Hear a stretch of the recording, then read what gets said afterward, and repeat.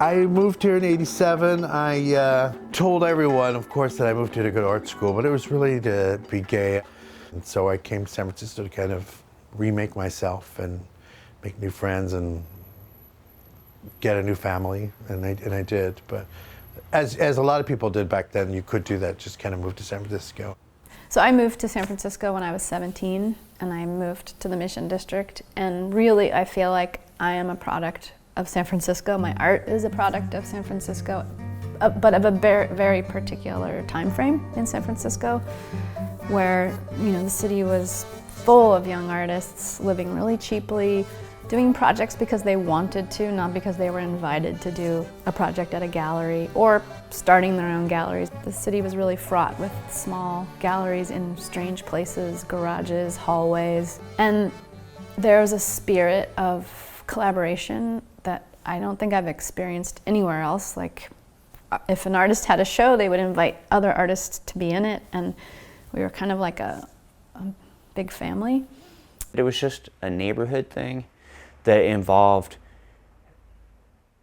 visual artists of all kinds, meaning photographers and video filmmakers and writers of all kinds, poets, reporters, activists, a lot of performance artists, musicians. That's really what it was, and it's really a lot of people in it, and they're all together. And this is like pre-interest with there's no money going on. It's just everybody in it together. Beautiful situation.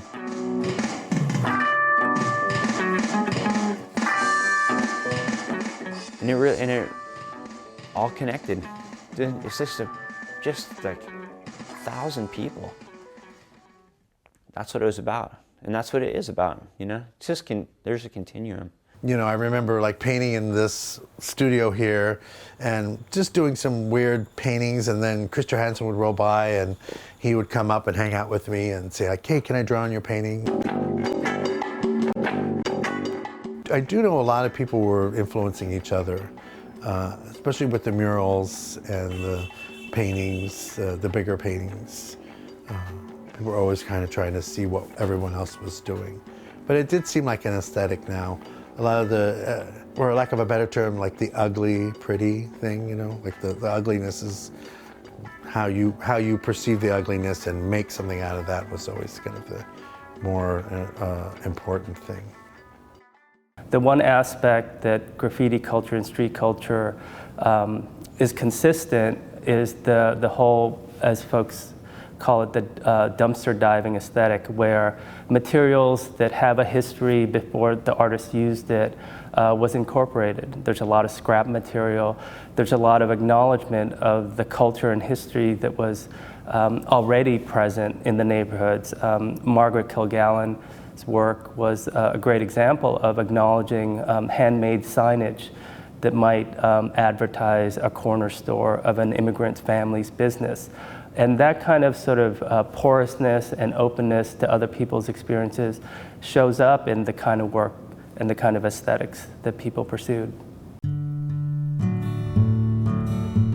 The economics were shifting in the 90s. That was when the first dot-com boom happened and set the district into this gentrification cycle that I feel is really affecting the fabric of that community. A lot of these artists who come out of that more populist, progressive sort of set of political values, I believe there's this sort of tension. To be an artist is really hard. There's not a lot of support. And right now, the way artists get support is through sales of work, primarily. And that's this kind of capitalist activity. It took me a long time to be okay with selling my work.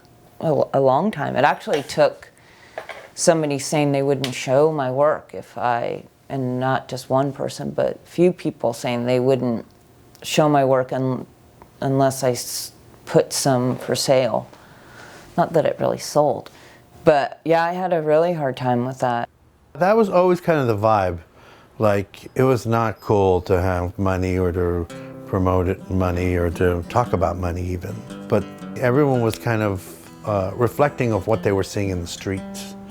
AIDS was also a part of it. There were a lot of artists that I knew that were either sick or dying, and that was kind of a big part of it in the early 90s. That wiped out a lot of really amazing talent.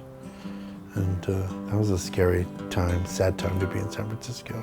But that was all part of it too, you know. It was kind of dumpy and sad, and in the midst of all that, broke people were getting together. Aaron Noble used to have this really great warehouse down on Clarion that we would go to and have these great pancake breakfasts and sit and talk about it all, and those were great times.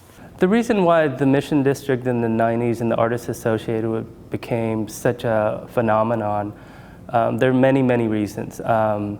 First of all, there were incredibly brilliant artists, and they were all of the same age, which was interesting. It's kind of this metaphysical questions like what about times and places produce brilliant artists. The other thing is, it was an interesting moment when we went from analog to digital, where there was still this value and this substance of people being close to one another, but with the advent of the internet, it then allowed the specialness that was happening in the neighborhood to be broadcast widely. In the 90s, that was when the National Endowment for the Arts was defunded, essentially.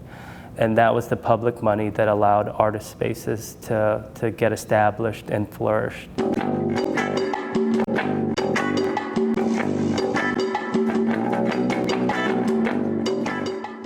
I think this kind of cooperative spirit and this collaborative way of working still exists, but because of the kind of artistic diaspora that happened, because the economics and the affordability are no longer there, the networks are much more loose physically, but the relationships are still tight.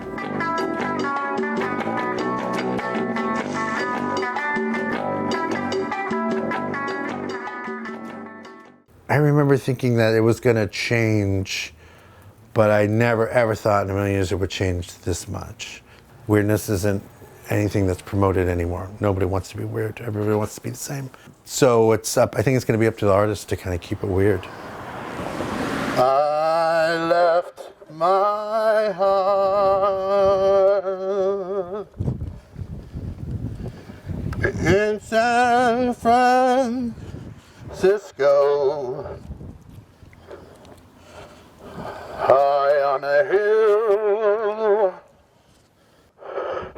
It calls to me.